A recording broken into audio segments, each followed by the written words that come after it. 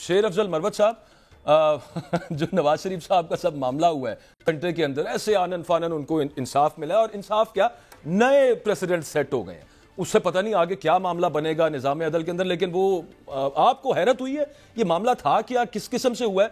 हमने तो ये सुना था कि हिफाजती जमानत मुलजिम को मिल सकती है, मुजरिम को तो नहीं मिल सकती। और बकौल नदीम अफजल चान उन्होंने आपका ही डायलॉग यूज किया, वो कह रहे हैं कि निजाम अदल तो इस हिफाजती जमानत मिलने के बाद बढ़ गया।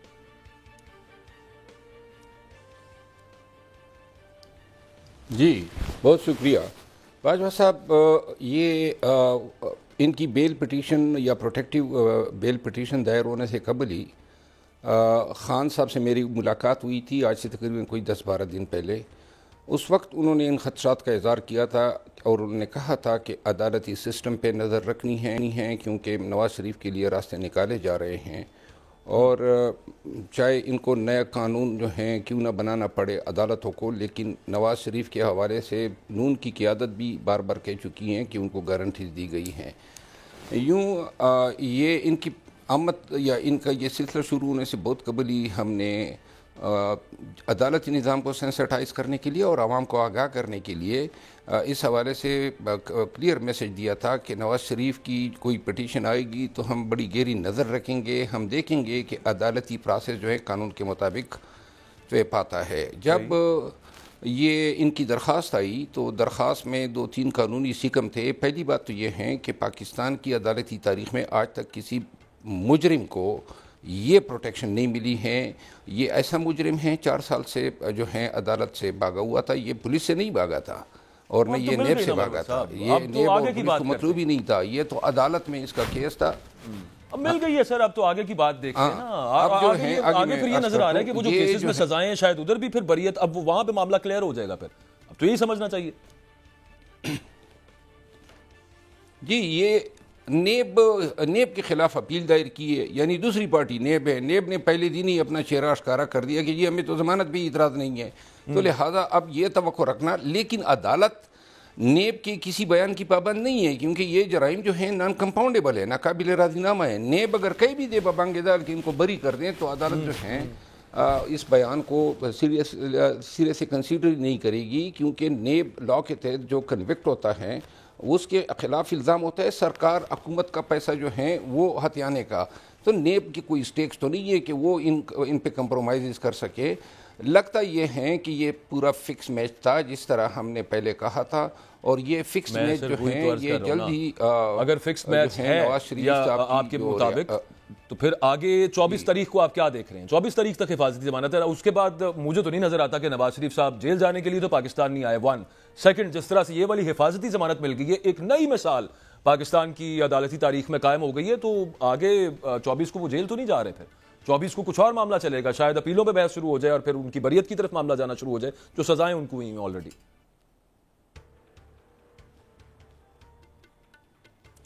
जी मुझे लगता ये है कि ये इस 24 की इंटरिम पिटीशन जो बेल पिटीशन या प्रोटेक्शन है इसको प्रोलॉन्ग करेंगे और साथ में ज़्यादातर उनके वकला का जोर यही होगा कि जी ये 1-2 हियरिंग की मार है, तो आप बात सुन लें, अपील जो है डिसाइड होते हैं।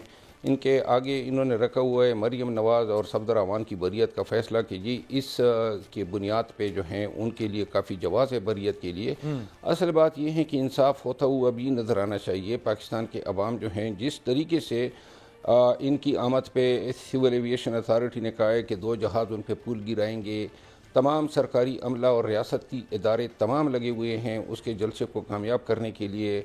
मेन चैनल पे ये इश्तिहारात चल रहे हैं कि जी मुस्तकबिल का वज़ीर-ए-आज़म जो हैं वो नवाज़ शरीफ है। तो यूँ लगता है जिस तरह चंद साहब ने बात की और बड़ी खूब बात की कि ये लोगों का मैंडेट चुराने के लिए ये लोगों पाकिस्तान में एक नया प्रोजेक्ट लॉन्च करने के लिए कोशिशें हो रही है। और इस कोशिश की इब्तिदा 16 महीने कबल हुई जब पाकिस्तान तहरीक इंसाफ की हुकूमत को चलता कर गया, और इसके बाद जो है ये 16 महीनों में जो अमल पाकिस्तान तहरीक इंसाफ के साथ हुआ, जिस तरीके से इस पार्टी को ख़त्म करने के लिए इनकी क़ियादत को प्रेस कॉन्फ्रेंस पे मजबूर करने के लिए, इसका वाहिद मकसद ये था कि खान साहब ने फरवरी में कहा था 2023 में।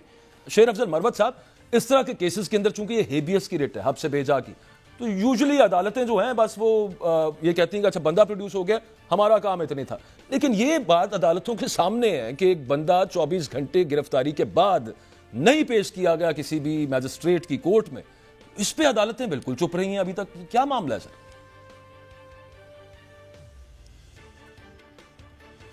जी, ये इसको वाज़ेह अल्फाज में मैं अदालतों की तरफ से सहूलतकारी कहूँगा, क्योंकि जब ये चीज़ वाज़ेह है कि पुलिस ने उठाया है आर्टिकल 10 आईन पाकिस्तान का बुनियादी हकूक़ के चैप्टर का हिस्सा है, और वो कहता है कि कोई भी शख्स जब गिरफ्तार होगा उसको जुर्म की नौइयत के बारे में बताया जाएगा और उसको 24 घंटों के अंदर अंदर मजिस्ट्रेट की अदालत में पेश किया जाएगा। फिर CRPC का दफ़ा 167 है, वो ये कहता है पुलिस या रिमांड लेगी या जुडिशल कराएगी।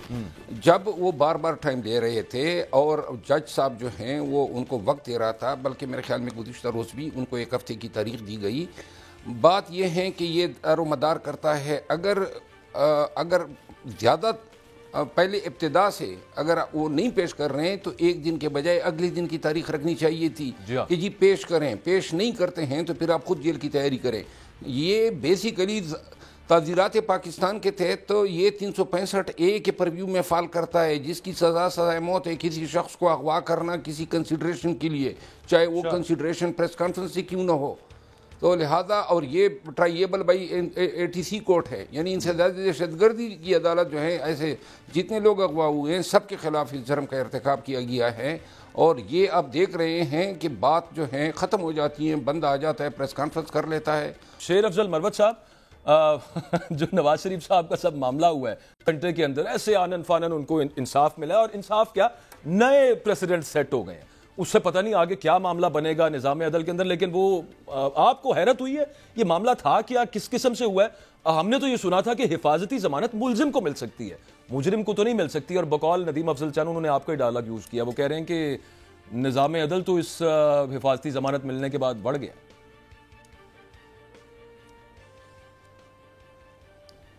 जी, बहुत शुक्रिया बाजवा साहब। ये इनकी बेल पिटीशन या प्रोटेक्टिव बेल पिटीशन दायर होने से कबल ही ख़ान साहब से मेरी मुलाकात हुई थी, आज से तकरीबन कोई 10-12 दिन पहले।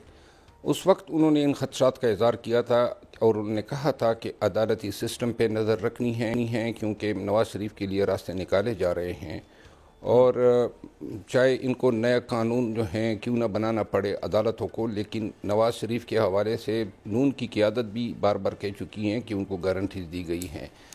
यूँ ये इनकी आमद या इनका ये सिलसिला शुरू होने से बहुत कबल ही हमने अदालती निज़ाम को सेंसिटाइज़ करने के लिए और आवाम को आगाह करने के लिए इस हवाले से क्लियर मैसेज दिया था कि नवाज़ शरीफ की कोई पिटीशन आएगी तो हम बड़ी गहरी नज़र रखेंगे, हम देखेंगे कि अदालती प्रोसेस जो है कानून के मुताबिक तय पाता है। जब ये इनकी दरख्वास्त आई तो दरख्वास्त में 2-3 कानूनी सिकम थे। पहली बात तो ये है कि पाकिस्तान की अदालती तारीख़ में आज तक किसी मुजरिम को ये प्रोटेक्शन नहीं मिली है। ये ऐसा मुजरिम है 4 साल से जो है अदालत से भागा हुआ था, ये पुलिस से नहीं भागा था और न ये नेब से भागा था, ये नेब और पुलिस को मतलब ही नहीं था, ये तो अदालत में इसका केस था। अब मिल गई है सर, अब तो आगे की बात देखते हैं ना। अब जो है आगे फिर ये नजर आ रहा है कि वो जो केसेस में सजाएं हैं शायद उधर भी फिर बरियत, अब वो वहां पे मामला क्लियर हो जाएगा। फिर अब तो यही समझना चाहिए। जी, ये नेब के खिलाफ अपील दायर की है, यानी दूसरी पार्टी नेब है। नेब ने पहले दिन ही अपना चेहरा आश्कारा कर दिया कि जी हमें तो जमानत भी इतराज़ नहीं है, तो लिहाजा अब ये तवक्को रखना। लेकिन अदालत नेब के किसी बयान की पाबंद नहीं है, क्योंकि ये जराइम जो है नॉन कंपाउंडेबल है, नाकाबिल राजीनामा है। नेब अगर कहीं भी दे बबांगेदार कि इनको बरी कर दें तो अदालत जो है इस बयान को सिरे से कंसीडर नहीं करेगी, क्योंकि नेब लॉ के तहत जो कन्विक्ट होता है उसके खिलाफ इल्ज़ाम होता है सरकार हुकूमत का पैसा जो है वो हथियाने का। तो नेब की कोई स्टेक्स तो नहीं है कि वो इन पे कंप्रोमाइज़ कर सके। लगता ये है कि ये पूरा फिक्स मैच था जिस तरह हमने पहले कहा था, और ये फिक्स मैच जो है ये जल्द ही अगर फिक्स मैच है या आपके मुताबिक, तो फिर आगे 24 तारीख को आप क्या देख रहे हैं? 24 तारीख तक हिफाजती जमानत है, उसके बाद मुझे तो नहीं नजर आता कि नवाज शरीफ साहब जेल जाने के लिए तो पाकिस्तान नहीं आए। 1 सेकंड, जिस तरह से ये वाली हिफाजती जमानत मिल गई है, एक नई मिसाल पाकिस्तान की अदालती तारीख में कायम हो गई है, तो आगे 24 को वो जेल तो नहीं जा रहे फिर? 24 को कुछ और मामला चलेगा, शायद अपीलों पे बहस शुरू हो जाए और फिर उनकी बरियत की तरफ मामला जाना शुरू हो जाए, जो सजाएं उनको हुई ऑलरेडी।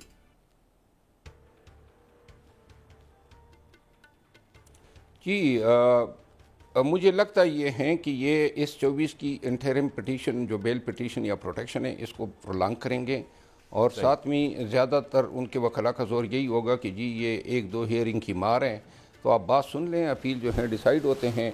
इनके आगे इन्होंने रखा हुआ है मरीम नवाज़ और सफदर अवान की बरियत का फ़ैसला कि जी इस के बुनियाद पे जो है उनके लिए काफ़ी जवाज़ है बरियत के लिए।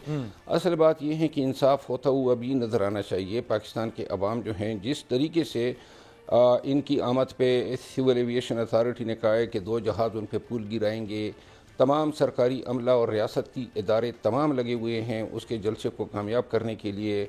मेन चैनल पे ये इश्तिहारात चल रहे हैं कि जी मुस्तकबिल का वज़ीर-ए-आज़म जो हैं वो नवाज़ शरीफ है। तो यूँ लगता है जिस तरह चंद साहब ने बात की और बड़ी खूब बात की कि ये लोगों का मैंडेट चुराने के लिए ये लोगों पाकिस्तान में एक नया प्रोजेक्ट लॉन्च करने के लिए कोशिशें हो रही है, और इस कोशिश की इब्तिदा 16 महीने कबल हुई जब पाकिस्तान तहरीक इंसाफ की हुकूमत को चलता कर गया, और इसके बाद जो है ये 16 महीनों में जो अमल पाकिस्तान तहरीक इंसाफ के साथ हुआ, जिस तरीके से इस पार्टी को ख़त्म करने के लिए इनकी क़यादत को प्रेस कॉन्फ्रेंस पे मजबूर करने के लिए, इसका वाहिद मकसद ये था कि खान साहब ने फरवरी में कहा था 2023 में